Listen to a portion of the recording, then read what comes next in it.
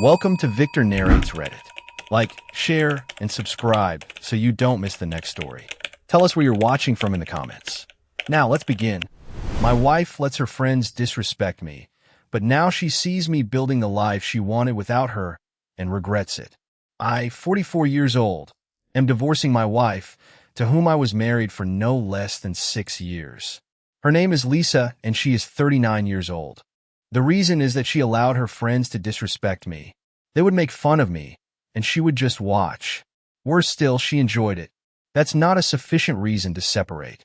Apparently, everyone around me has been telling me I'm crazy because it seems I'm being impulsive for taking it this far over a silly reason. Maybe it's silly to them, but my self-esteem is very important to me. So I want to know what an impartial group of people who don't know me or my wife think. So let me tell you my story and how we got to this point. Lisa had a very close group of friends from college. From the beginning, I had a feeling they didn't like me, but I let it slide. Who cares what my wife's friends think? They weren't important to me, right? They weren't my friends. From the first time she introduced me to them, I felt a cold vibe. They try to be nice, but the kind that looks and feels fake. There were sideways glances and awkward silences that spoke volumes. I thought that maybe they just needed time to accept me. For example, I'm a shy person and it's hard for me to open up to strangers. But those subtle signs screamed that they didn't want me there because it never changed and things remained the same as the first day. If I made a joke, they would look at each other and smile mockingly. They made inside jokes that I later found out were at my expense. Jokes that Lisa never bothered to explain to me. Other times, the jokes were quite direct. One of them asked Lisa directly, "How did you end up with him?" Lisa just laughed and said, "Oh, you get used to it," as if I were some kind of fungus. I asked what she meant by that, and they changed the subject. The worst part, she never defended me, not even once. Later, when I confronted her about it, she downplayed it, saying they were just jokes and they weren't serious.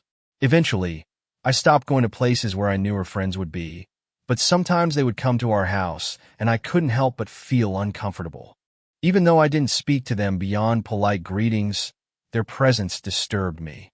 On many occasions, I asked Lisa why her friends were so cold to me. She usually ignored it, but one time she confessed the truth. Her friends thought she deserved better, that I was too old for her, and that maybe she was too pretty and young for me. Also, I didn't earn much money. She told me, "My friends see me as an intelligent and confident woman, and they expected me to marry a rich man or something like that." Her words made me wonder why she married me in the first place, or if deep down she thought like them too. She assured me she married for love and was happy with me. That was the only problem in our marriage. If we removed her friends from the equation, we had an incredible life. We were both busy with work. We cooked and cleaned together on weekends, spent Sundays alone, or went out. We had no major fights, except for the ones that arose because of her friends. With them, Lisa transformed into another person. She's normally kind and considerate, but when she was with them, she became someone else, a horrible person. All her friends were like that. Maybe she was just trying to fit in. Anyway, the breaking point came 5 months ago. Her laptop broke, and she used mine for a while. She logged into WhatsApp on my computer, but forgot to log out. A few days later, I opened the app and realized it was her account. I was about to close it when hundreds of messages started to sync. And there's no way to stop the sync. My intention was to log out, but my name appeared several times in their group chat. I saw snippets of the messages, and curiosity got the better of me. I opened the chat. It was worse than I imagined. She didn't just tolerate their comments and jibes. She enjoyed them. There was one friend who was the worst of all. She married a rich guy from the music industry a year ago and wouldn't stop bragging about the money, the trips, and the gifts. Her husband was handsome too.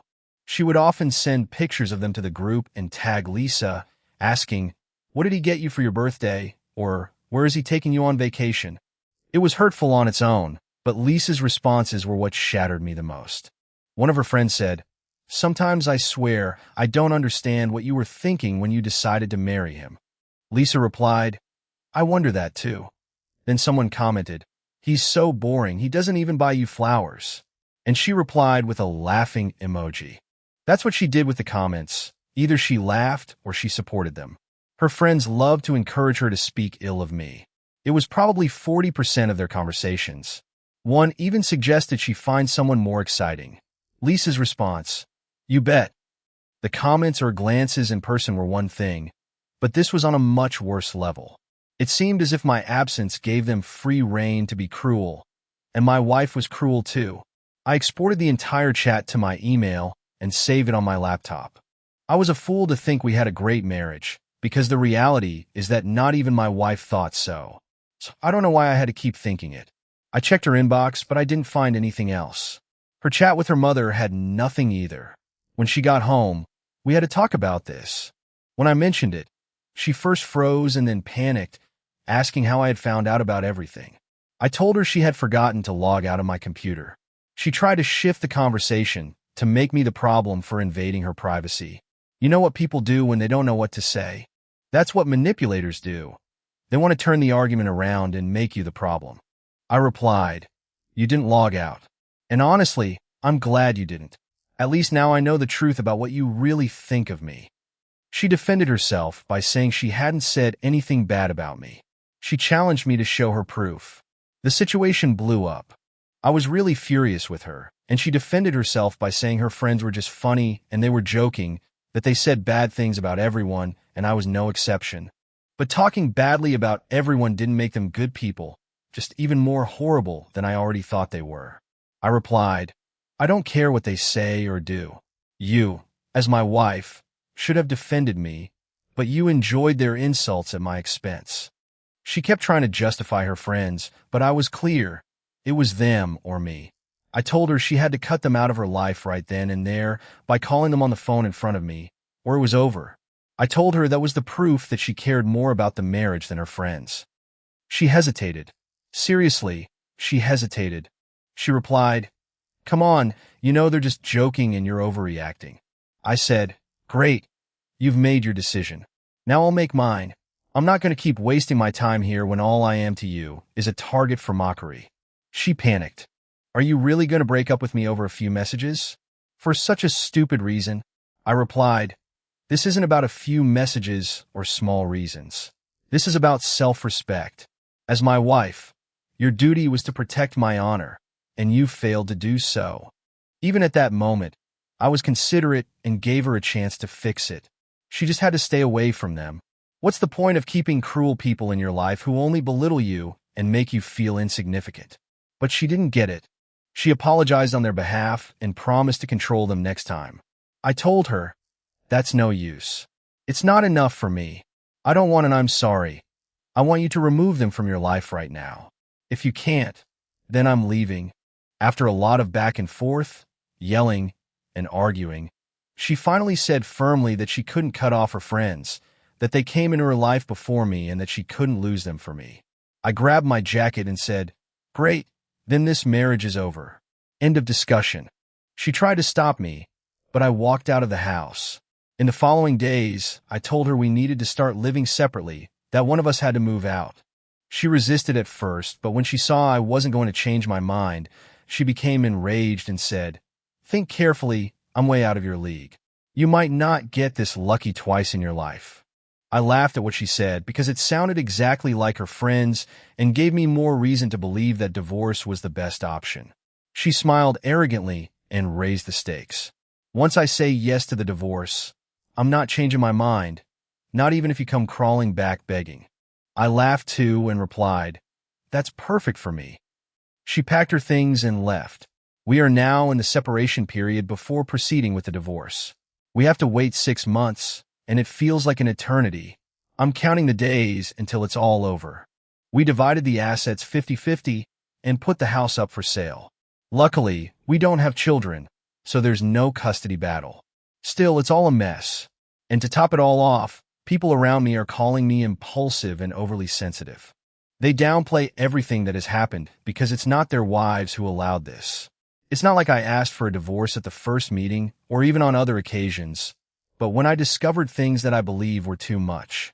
And I still gave her a chance, so impulsive doesn't apply to me in all this. If there's one thing I believe, it's that I've taken quite a long time. But if I had given that ultimatum at the beginning, I don't want to imagine what people would think of me if they're calling me impulsive now. But I want to know, am I really the impulsive one here? Update 1. If a group of strangers think divorce was the best option for me, then I'm at peace. I wasn't going to change my mind, but now if I hear someone in my circle say I'm impulsive, I'll show them the comments. Some have been quite funny to these people, so it will be fun for them to read them. The divorce is finalized. However, the waiting period was traumatic. She acted as if I were losing a pirate's treasure, the best thing in the universe, as if she were living the best time of her life, all while subtly trying to manipulate me using my parents and friends. You see, I'm a private person. I don't make my life public. Part of that is that I'm a shy person. As I've already said, it's easier to post when it's anonymous. I didn't go around talking about all the details of my divorce to everyone, just the broad strokes, but she did. Of course, her version was one where reality was a bit distorted, like the reality that she is a prize and that I should thank her every day for having her. She painted me as a paranoid husband who had spied on her. She claimed I had found some harmless jokes between her and her friends and had overreacted. My father even traveled to talk to me and make me see reason. He sat with me and explained that women often depend on their close circle of friends as a support network, a place to vent, and that I shouldn't feel insecure about it. He told me I was acting impulsively, that I was throwing my marriage away over what he assumed was just simple, unimportant gossip. I let him talk, and then, without a word, I turned on my computer and showed him the messages. As soon as he started reading, he said, "This isn't just simple gossip." After a long pause, he said, "Now I get it." He didn't apologize directly, but the way he patted me on the shoulder and simply said, "Do what you have to do, son," made me realize that my silence on the matter was turning me into the villain. Now I understood why everyone was calling me impulsive when she told her version of the divorce, which was far from the truth. I want to clarify that I did tell some people in detail about these chats, but to others, I simply gave a summarized version. Still, there are people who, even with all the information, have decided to think it's still just simple gossip. I don't know if I can show those chats because it's a private conversation, so it's not like I can just publish it all for the world to see. Something I wouldn't like to do either, because I like my life to remain private. Anyway, I managed to sell the house at an excellent price. We divided the assets equally. Economically, at least, there were no disagreements and it was quite simple. And I was more than happy with her attitude, because all I wanted was for everything to be over as quickly as possible. She moved in with one of her friends and wasted no time putting on a show of a free and exciting life on social media. Her posts were full of photos and videos of her partying, traveling, and living her life. I knew exactly what she was doing. She wanted me to see it, to feel that I had lost something irreplaceable. She wanted to make me jealous, but instead of worrying about it, I blocked her on social media and moved on with my life. I redirected my energy into rebuilding myself. I joined a gym and lost weight. My health was something I wanted to prioritize now that I had more time. I also started a side project I had been wanting to launch for years. Without any toxic influence holding me back, I felt more focused and productive than ever. I spend the day at work, sweat it out at the gym, and come home to work on my business. It's so satisfying, but she couldn't stand to see me doing so well without her. So she started to meddle in my life again. In fact, Lisa and I were in the middle of an in vitro fertilization process before everything fell apart. Given the circumstances, I withdrew from the process, making it clear that I no longer consented to having a child with her. Simple and fair, right?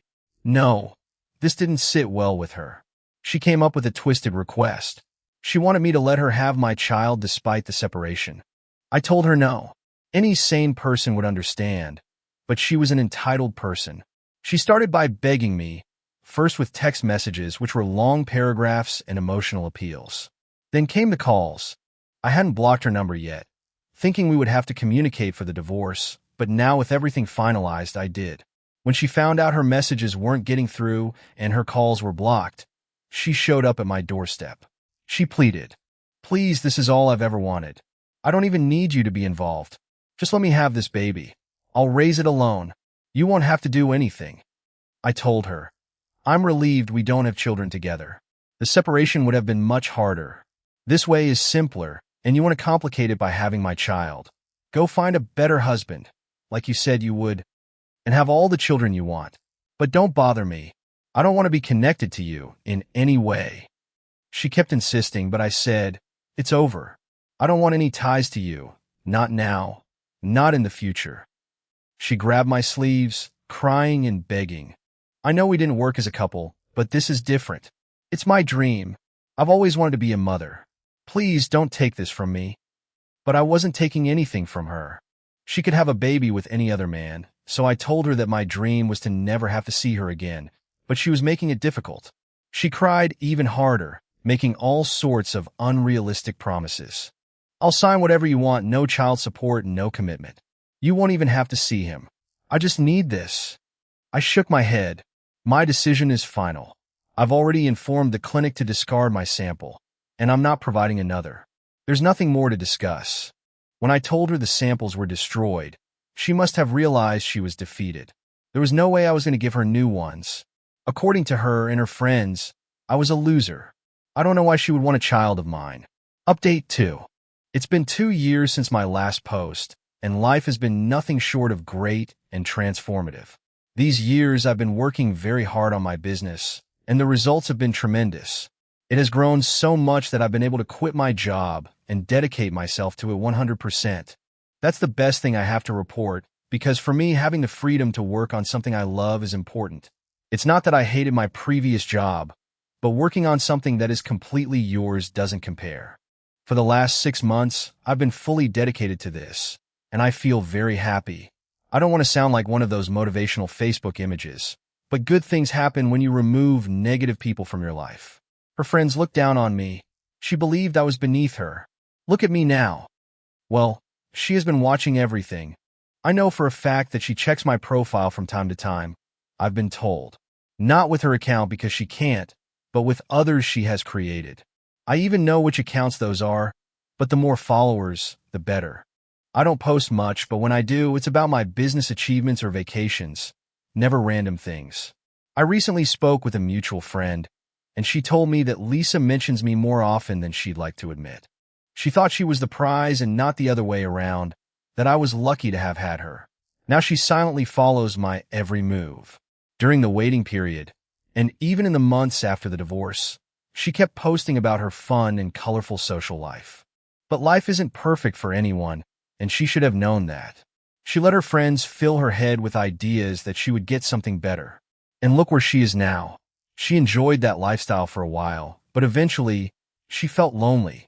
All her friends have moved on with their own lives and have stopped spending as much time together. I know because I've been told she feels lonely. Even the friend who married that person from the music industry has discovered that not everything is perfect. Her husband cheated on her with another woman, and a younger one at that. She was one of the ones who told Lisa she could find someone younger than me, and she was replaced by a newer model. People like to spit at the ceiling, but not when it comes back and hits them in the face. The friend she moved in with after the divorce also got engaged and asked Lisa to leave. The best part? A mutual friend let it slip to Lisa that I'm dating someone. And yes, it's true. I've found love again. She's someone I met through my business, an intelligent, independent, and kind woman with her own ambitions and determination. We met while working, and the relationship is far from toxic like my previous one was.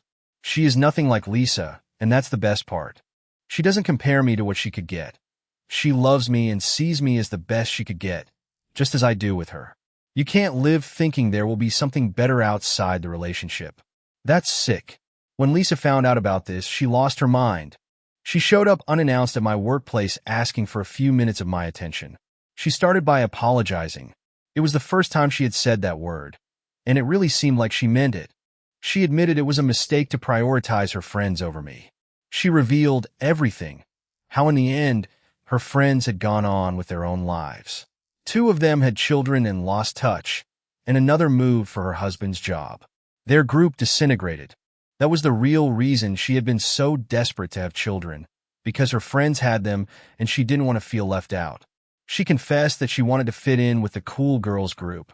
Those were the coolest friends from her college days, and Lisa wanted to be part of that circle. She did everything she could to fit in, which is why she never stood up for me. Then she asked, "Now that I've cut ties with all my friends, do we have a chance?" I laughed at her question, because it was about 2 years too late. Besides, She didn't cut off her friends. They marginalized her. And when she had no one left, she came to me as if I were her last option. I said, "And what about my girlfriend? You know about her, right?" She feigned surprise and then whispered so no one could hear, "You've only known her for a few months. It shouldn't be hard, to get rid of her." I replied, "Actually, it would be. You know why? Because I love her. She's an incredible woman. I wish I could say the same about you." She said I was just like the men she had been dating. None of them treated her with respect or were a great match to begin with. It's hard to realize you're getting older and that people lose respect for you. But she had my respect, and she lost it. She even lost the possibility of being a mother. I know it's horrible because I also lost my chance to be a father with her when everything ended. But at least I know it wasn't my fault.